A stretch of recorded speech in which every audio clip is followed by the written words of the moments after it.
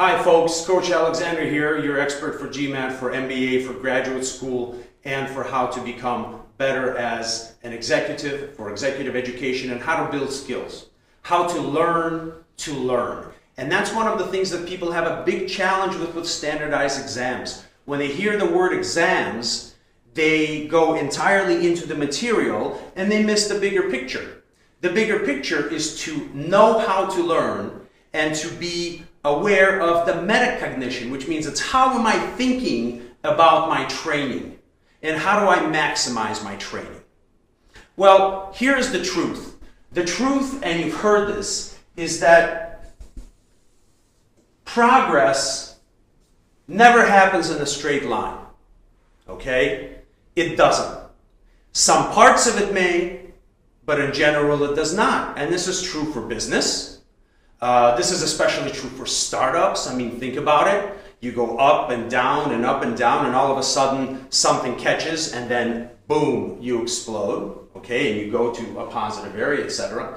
But when it comes to skills training, notice what I'm talking about. I'm talking about skills training. I'm not talking about memorization. Do not do memorization for the GMAT. Yeah, you will remember some things, but you remember them by building skills. So your progress should be managed. More specifically, your expectations should be managed. Here's what often happens, or sometimes happens, and we've got plenty of stories. We can tell you anecdotes in other videos.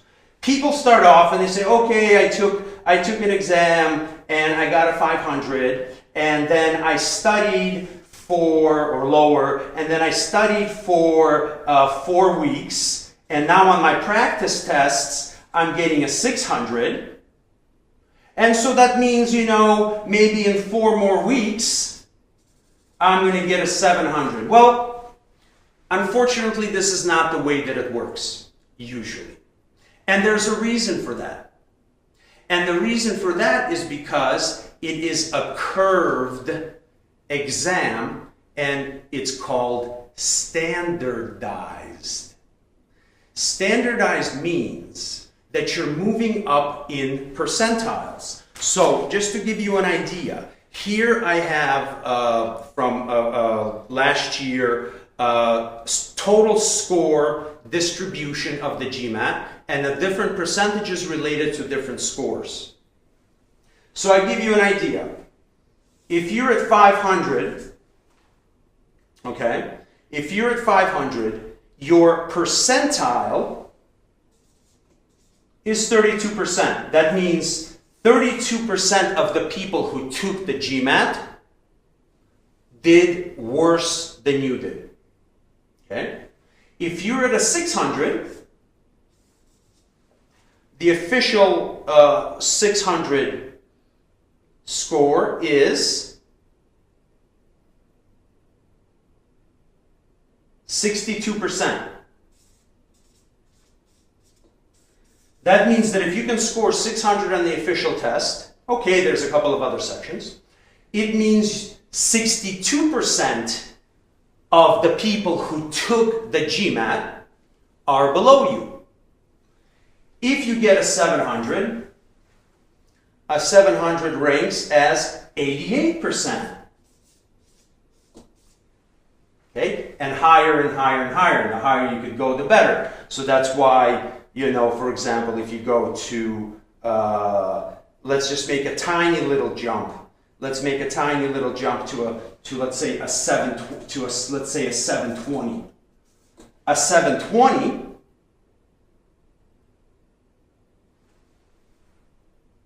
is 94%.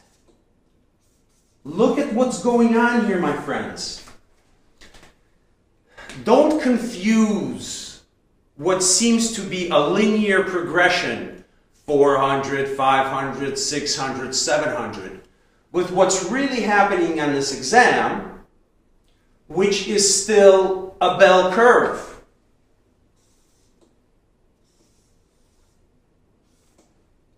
So as you move your score this way, you're moving into what we call rarefied air. Do we know what we mean by rarefied? You are reaching a higher level of competition. So it's one thing to go from a 500 to a 600, but it's another thing to go from a 600 to a 700, or even from a 650 to a 700. Because as you get closer and closer and closer to the higher scores, you are entering a much more selected, tiny percentage of the population. And of course, 88% is around 700, but if from 88 you jump to 94 by 20 points, that's a hell of a more interesting progression than from here to here, if you really think about it. The point is, for the good schools,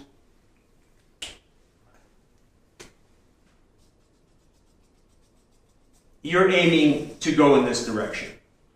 A difference between a 720 and a 740 is not going to make that much of a difference. A difference between a 700 and a 710 won't make that much of a difference. But a difference between a 650 and a 700 is a huge difference.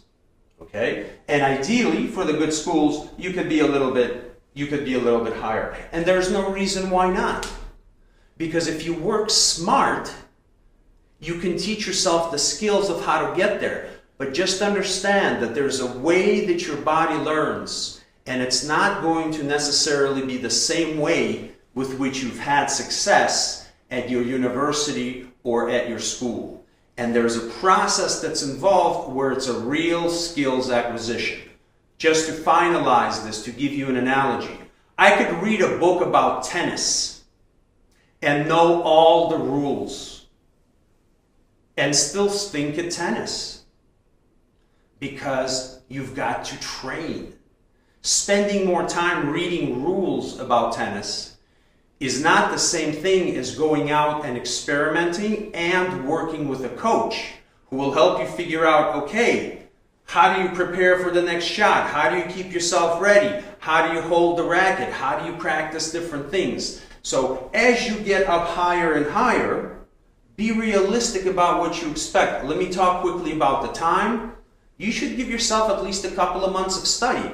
Those months you should enjoy because you're learning new things already.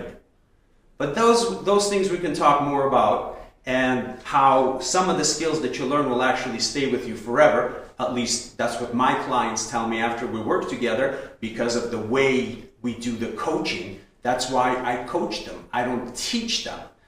I had a client who wanted to do well at math, so he studied with somebody who's very good at math and got a math PhD. Complete failure. Why? Because learning math is not the same thing. Learning math at the high level is not the same thing as doing the GMAT. So there's something very interesting, very special going on here. Something where you have the potential to grow, and something that we love helping people to do and overcome that challenge and then get into the school of their choice. You will find more information on these websites. Please contact us if you want to talk more about your case and about your plans. We always love hearing from people.